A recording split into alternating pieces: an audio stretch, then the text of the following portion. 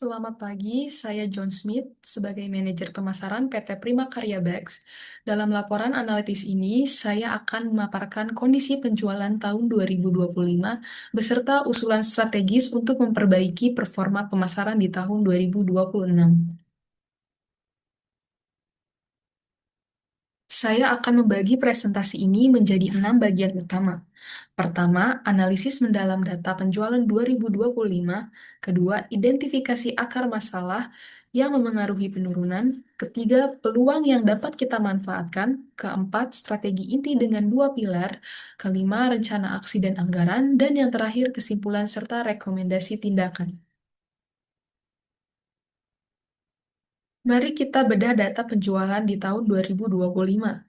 Di awal tahun, kita mencapai 1.200 unit, angka yang cukup baik. Namun, sepanjang tahun, terjadi penurunan bertahap hingga mencapai titik terendah di Desember, yaitu 700 unit. Artinya, terjadi penurunan hampir 42% dalam setahun. Yang menarik, ada 2 bulan yang justru menunjukkan kenaikan. Juli naik 8,9% karena kita menjalankan program promo liburan sekolah dan November naik 10,3% berkat program cashback akhir tahun. Ini menunjukkan bahwa ketika kita menjalankan promosi yang tepat waktu dan relevan, pasar merespon dengan baik. Namun setelah April, setelah anggaran promosi dipotong berdasarkan SK direksi, tren penurunan semakin tajam. Ini menjadi pembelajaran penting bagi kita. Setelah menganalisis data dan komunikasi internal, kami menemukan 4 akar masalah yang saling berkaitan. Yang pertama, pemotongan anggaran promosi di April 2025 mengurangi daya ungkit pemasaran kita di pasar yang semakin kompetitif. Yang kedua, gangguan distribusi menyebabkan keterlambatan pengiriman dan keluhan stok yang berdampak pada kepercayaan pelanggan. Yang ketiga, reputasi online menurun, khususnya di marketplace, dengan peningkatan review bintang 1 dan 2 yang memengaruhi keputusan pembeli baru. Dan yang terakhir atau yang keempat, kompetitor baru muncul dengan produk tas sekolah yang lebih trendy dan harga bersaing, menarik perhatian segmen pasar kita.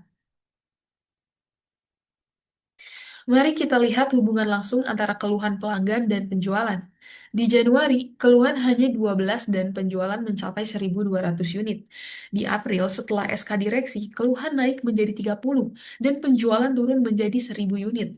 Di Desember, keluhan melonjak menjadi 50 tertinggi sepanjang tahun dan penjualan anjlok menjadi 700 unit. Polanya konsisten. Setiap kenaikan 10 keluhan, penjualan turun sekitar 100 sampai 150 unit. Ini adalah bukti kuat bahwa pengalaman pelanggan berdampak langsung pada revenue kita. Keluhan yang tidak tertangani tidak hanya merusak reputasi, tetapi juga mengurangi repeat order dan referral. Di tengah tantangan, kami melihat 4 peluang nyata.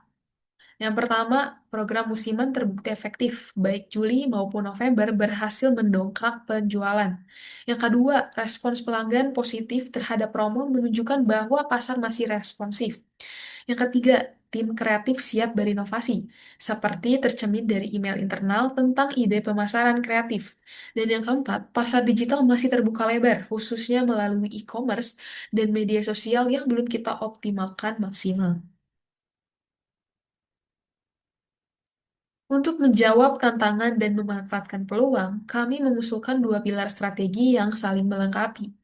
Pilar ke-1, reputation building. Kita akan fokus membangun kembali kepercayaan pelanggan melalui yang pertama, respons keluhan maksimal 24 jam dengan kompensasi jika perlu. Lalu, program garansi kepuasan yang memberikan servis gratis jika ada kerusakan dalam 6 bulan. Lalu, manajemen review proaktif di marketplace dengan respons yang personal dan solutif.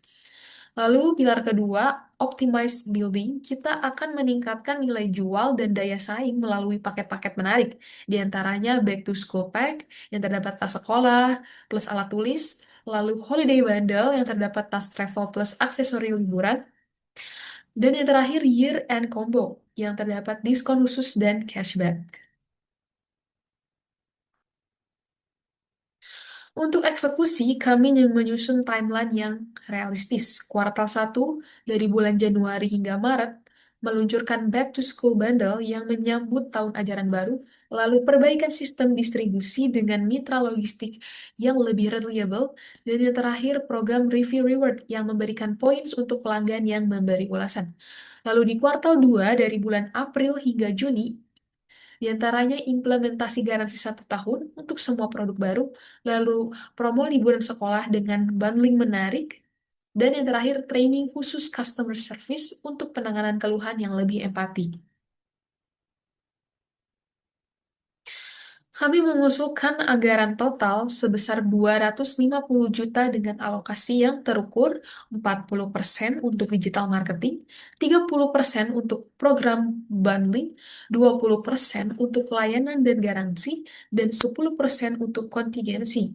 Dengan anggaran ini, kami menargetkan kenaikan penjualan sebesar 20% dari rata-rata 2025, lalu ROI 3 kali lipat, yang artinya setiap 1 juta rupiah promosi harus menghasilkan 3 juta penjualan tambahan.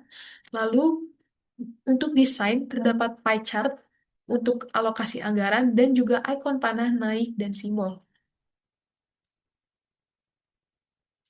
Berdasarkan analisis mendalam, kami menyimpulkan bahwa strategi dua pilar, reputation building dan optimize bundling, adalah solusi komprehensif untuk rebound. Lalu anggaran harus fleksibel dengan monitoring mingguan untuk respons cepat terhadap perubahan pasar.